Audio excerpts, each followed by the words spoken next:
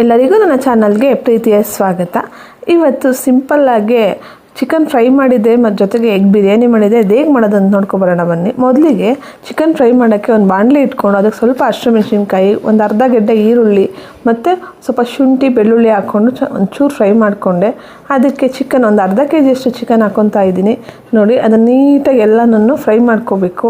ನೀಟಾಗಿ ಇದಾಗಬೇಕು, ಹೊಂದ್ಕೋಬೇಕು ಅಲ್ಲಿವರೆಗೂ. ಸ್ವಲ್ಪ ಅರ್ಶಿಣದ ಪುಡಿ ಹಾಕ್ಕೊಳ್ಳಿ. ಅರ್ಶಿಣದ ಪುಡಿ ಸ್ವಲ್ಪ ಜಾಸ್ತಿನೇ ಹಾಕ್ಕೊಳ್ಳಿ, ಅದು ಚಿಕನ್ ಸ್ಮೆಲ್ಲೆಲ್ಲ ಹೋಗುತ್ತೆ. ತೊಳೆಯೋಕ್ಕೂ ಹಾಕ್ಕೋಬೋದು, ಬೇಕು ಅಂದರೆ ಇದಕ್ಕೂ ಹಾಕ್ಕೋಬೋದು. ಅದ್ರ ಮೇಲೆ ಒಂದು ಅರ್ಧ ಟೊಮೆಟೊ ಹಾಕಿ ರುಚಿಗೆ ತಕ್ಕಷ್ಟು ಉಪ್ಪು ಹಾಕ್ತಾಯಿದ್ದೀನಿ.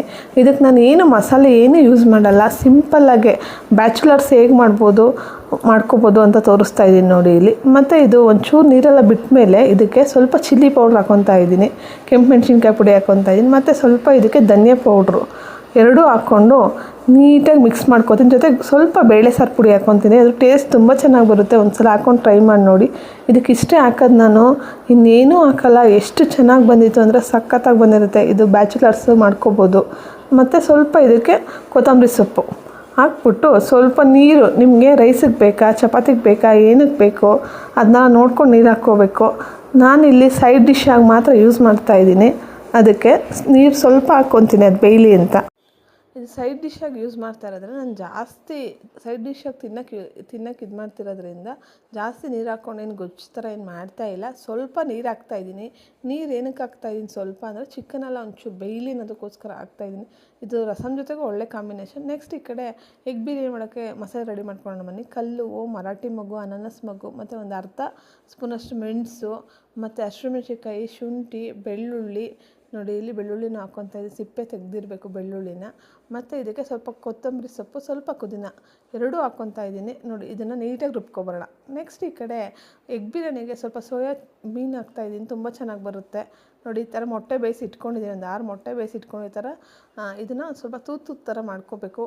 ಮಾಡಿಕೊಂಡು ತುಂಬ ಚೆನ್ನಾಗಿ ಮಸಾಲೆ ಎಲ್ಲ ಹಿಡಿಯುತ್ತೆ. ನೆಕ್ಸ್ಟ್ ಈ ಕಡೆ ಸೋಯಾಬೀನ್ನ ಬಿಸಿನೀರಿಗೆ ಹಾಕ್ಬಿಟ್ಟು ಎತ್ತಿಟ್ಕೋತೀನಿ 1 ನಿಮಿಷ. ನೋಡಿ, ಈ ಕಡೆ ಒಂದು ಕುಕ್ಕರ್ ಇಟ್ಟಿದ್ದೀನಿ. ಕುಕ್ಕರ್ಗೆ ಸ್ವಲ್ಪ ಎಣ್ಣೆ ಹಾಕ್ಕೊತಾ ಇದ್ದೀನಿ, ಅಂದರೆ ಎಗ್ ಬಿರಿಯಾನಿಗೆ ಎಷ್ಟು ಬೇಕಷ್ಟು. ನೆಕ್ಸ್ಟ್ ಈ ಕಡೆ ಪಲಾವ್ ಎಲೆ ಹಾಕ್ತಾಯಿದ್ದೀನಿ. ಪಲಾವ್ ಎಲೆ ಹಾಕಿದ್ಮೇಲೆ ಈರುಳ್ಳಿ ಪಲಾವ್ ಎಲೆ ಎಲ್ಲ ಚೆನ್ನಾಗಿ ಫ್ರೈ ಆಗಬೇಕು. ನೀಟಾಗಿ ಒಂಚೂರು ಕಂದು ಬಣ್ಣ ಬರೋವರೆಗೂ ಹುರ್ಕೊಳ್ಳಿ. ನೆಕ್ಸ್ಟು ಒಂದು ಟೊಮೆಟೊ ಸ್ವಲ್ಪ ರುಚಿಗೆ ತಕ್ಕಷ್ಟು ಉಪ್ಪು ಹಾಕ್ಕೊಂಡು ಚೆನ್ನಾಗಿ ಫ್ರೈ ಮಾಡ್ಕೊಳ್ಳಿ. ಈ ಟೈಮಲ್ಲಿ ಬೇಕು ಅಂದರೆ ನೀವು ಮೊಟ್ಟೆ ಬೇಯಿಸಾರು ಹಾಕ್ಕೋಬೋದು ಅಥವಾ ಒಡೆದಾರು ಹಾಕ್ಕೋಬೋದು. ನಾನು ಬೇಯಿಸಿ ಹಾಕ್ಕೊಂಡಿದ್ದೀನಿ. ಇನ್ನೊಂದು ಸಲ ಮೊಟ್ಟೆ ಒಡೆದೇ ಎಗ್ ಬಿರಿಯಾನಿ ಮಾಡೋದು ಹೇಗೆ ಅಂತ ತೋರಿಸ್ಕೊಡ್ತೀನಿ. ನೆಕ್ಸ್ಟ್ ಈ ಕಡೆ ಸೋಯಾ ಚಂಕ್ನ ಬಿಸಿನೀರಿಗೆ ಹಾಕಿದ್ನಲ್ವಾ, ಅದನ್ನೆಲ್ಲ ಎತ್ತಿ ಒಂದು ಪ್ಲೇಟಿಗೆ ಹಾಕ್ಕೊತಾ ಇದ್ದೀನಿ. ನೋಡಿ, ಇಲ್ಲಿ ಅದು ನೀಟಾಗಿ ನೀರೆಲ್ಲ ಚೆನ್ನಾಗಿ ಹಿಂಡಿರಬೇಕು, ಆ ಥರ ಹಾಕ್ಕೋಬೇಕು. ಇದನ್ನು ಮೊಟ್ಟೆನ ಈ ಕುಕ್ಕರಲ್ಲಿ ಟೊಮೆಟೊ ಎಲ್ಲ ಸ್ಮ್ಯಾಶ್ ಆಗೋವಾಗ ಮೊಟ್ಟೆ ಎಲ್ಲ ಕುಕ್ಕರ್ಗೆ ಹಾಕ್ಕೊಂಡ್ಮೇಲೆ ಅದಕ್ಕೆ ಸ್ವಲ್ಪ ಚಿಲ್ಲಿ ಪೌಡ್ರು ಮತ್ತು ಧನಿಯಾ ಪೌಡ್ರು ಎರಡೂ ಅದನ್ನು ಮೊಟ್ಟೆಗೆ ಹಾಕ್ಬಿಟ್ಟು ಫ್ರೈ ಮಾಡ್ಕೋಬೇಕು, ಬೆಂದಿರೋ ಮೊಟ್ಟೆಗೆ. ಆವಾಗ ಅದರಲ್ಲಿ ಮಸಾಲೆ ಇಟ್ಕೊಳ್ಳುತ್ತೆ ಸ್ವಲ್ಪ. ನೆಕ್ಸ್ಟ್ ಈ ಕಡೆ ಸೋಯಾ ಚಂಕ್ಸ್, ಅದು ಸೋಯಾಬೀನ್ ಇಟ್ಕೊಂಡಿದ್ವಲ್ವ, ಅದನ್ನು ನೀರೆಲ್ಲ ಹಿಂಡ್ಬಿಟ್ಟು ಇದಕ್ಕೆ ಹಾಕ್ಕೋಬೇಕು.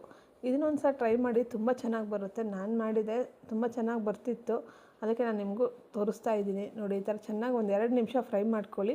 ಫ್ರೈ ಮಾಡ್ಕೊಂಡಾದ್ಮೇಲೆ ಈ ಕಡೆ ಶುಂಠಿ ಬೆಳ್ಳುಳ್ಳಿ ಕುದಿನೆಲ್ಲ ರುಬ್ಕೊಂಡಿದ್ವಲ್ವ, ಅದನ್ನು ಇದಕ್ಕೆ ಹಾಕ್ಕೊತಾ ಇದ್ದೀನಿ. ಇದಕ್ಕೆ ಹಾಕ್ಕೊಂಡ್ಮೇಲೆ ಇದು ಹಸಿ ಮಸಾಲೆ ಆಗಿರೋದ್ರಿಂದ ಒಂದು 2 ನಿಮಿಷ ಫ್ರೈ ಮಾಡ್ಕೋಬೇಕು. ನೀಟಾಗಿ ಎಲ್ಲ ಇದಕ್ಕೆ ಹಾಕ್ಕೊಳ್ಳಿ.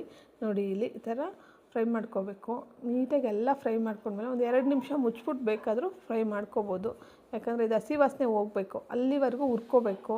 ಚೆನ್ನಾಗಿ ರೋಸ್ಟ್ ಆದಮೇಲೆ ನೀವು ಎಷ್ಟು ಹುರ್ಕೊತೀರ ಅಷ್ಟು ರೈಸ್ ತುಂಬ ಚೆನ್ನಾಗಿ ಬರುತ್ತೆ. ನೋಡಿ, ಇಲ್ಲಿ ನೆಕ್ಸ್ಟು ನೀವು ಅಕ್ಕಿನ ಬೇಕಾದ್ರೆ ಒಂದು 5 ನಿಮಿಷ ಮುಂಚಿತವಾಗಿ ತೊಳೆದಿಟ್ಕೊಂಡಿರ್ಬೋದು. ಬೇಕು ಅಂದರೆ ಇದಕ್ಕೆ ಬಾಸುಮತಿ ಅಕ್ಕಿನಾರು ಹಾಕ್ಕೋಬೋದು, ರೈಸನ್ನು ಹಾಕ್ಬೋದು. ನಾನು 2 ಗ್ಲಾಸ್ ಅಷ್ಟು ಅಕ್ಕಿ ತೊಳೆದಿಟ್ಕೊಂಡಿದ್ದೆ, ಅದನ್ನು ಇದಕ್ಕೆ ಹಾಕ್ತಾಯಿದ್ದೀನಿ. ನೋಡಿ, ನಾನು ಮಾಮೂಲಿ ರೈಸ್ನ ಯೂಸ್ ಮಾಡ್ತಾಯಿದ್ದೀನಿ, ಯಾವುದೇ ಥರ ಬಾಸುಮತಿ ಆಗಲಿ ಏನು ಬೇರೆ ಏನು ಯೂಸ್ ಮಾಡ್ತಾಯಿಲ್ಲ. ಅಕ್ಕಿನೂ ಅಷ್ಟೇ, ಇದನ್ನು ಚೆನ್ನಾಗಿ ಫ್ರೈ ಮಾಡ್ಕೊಂಡಿದ್ದೀವಲ್ವ, ಅದ್ರ ಜೊತೆ ಹಾಕ್ಕೊಂಡು ಚೆನ್ನಾಗಿ ಮಿಕ್ಸ್ ಮಾಡ್ಕೋಬೇಕು. ನೀವು ಈಗ ಹೆಂಗೆ ಮಿಕ್ಸ್ ಮಾಡ್ತೀರ ಅದ್ರ ಮೇಲೆ ರೈಸ್ ಚೆನ್ನಾಗಿ ಬರುತ್ತೆ. ನೋಡಿ, ಇಲ್ಲಿ ಇದು ನೀಟಾಗಿ ಮಿಕ್ಸ್ ಮಾಡ್ಕೊಂಡ್ಮೇಲೆ ಇದಕ್ಕೆ 1:2 ಅಂದರೆ 1 ಗ್ಲಾಸ್ ಅಕ್ಕಿಗೆ 2 ಗ್ಲಾಸ್ ನೀರು ಥರ ಹಾಕ್ಕೊಂಡಿದ್ದೀನಿ. ನಾನು 2 ಗ್ಲಾಸ್ ಅಕ್ಕಿ ಹಾಕ್ಕೊಂಡಿದ್ದೀನಿ. ನಿಮ್ಗೆ ಎಷ್ಟು ಗ್ಲಾಸ್ ಅಕ್ಕಿ ಬೇಕು ಅಷ್ಟು ಹಾಕ್ಕೊಂಡು ಅಷ್ಟು ಖಾರಕ್ಕೆ ಇದು ಮಾಡ್ಕೊಬೋದು ನೀವು. ನೋಡಿ, ಇದನ್ನು ಲಿಡ್ ಕ್ಲೋಸ್ ಮಾಡಿ 2 ವಿಸಿಲ್ ಕೂಗಿಸಿದ್ರೆ ಎಗ್ ಬಿರಿಯಾನಿ ರೆಡಿ ಆಗುತ್ತೆ. ಒಂದು ಸಲ ಟ್ರೈ ಮಾಡಿ ನೋಡಿ. ಮಕ್ಕಳು ಅಂತೂ ತುಂಬ ಇಷ್ಟಪಟ್ಟು ತಿಂತಾರೆ, ತುಂಬ ಚೆನ್ನಾಗಿರುತ್ತೆ. ನೋಡಿ, ಇಲ್ಲಿ ವಿಸಿಲ್ ಹೋಯ್ತು. ನೋಡಿ, ಇದು ಎಷ್ಟು ಚೆನ್ನಾಗೇ ಆಗಿದೆ ಅಂತ. ಇದು ಎಲ್ಲ ಮೇಲೆ ಬಂದ್ಬಿಟ್ಟಿರುತ್ತೆ. ಇದು ನೀಟಾಗಿ ಮಿಕ್ಸ್ ಮಾಡ್ಕೊಳ್ಳಿ. ಎಲ್ಲ ನಿಧಾನಕ್ಕೆ ಮಿಕ್ಸ್ ಮಾಡ್ಕೊಳ್ಳಿ, ತುಂಬ ಚೆನ್ನಾಗಾಗುತ್ತೆ. ಒಂದು ಸಲ ಟ್ರೈ ಮಾಡಿ ನೋಡಿ. ನೋಡಿ ಈ ಥರ ನೀಟಾಗಿ ಎಲ್ಲ ಹೊಂದಿಸ್ಕೋಬೇಕು.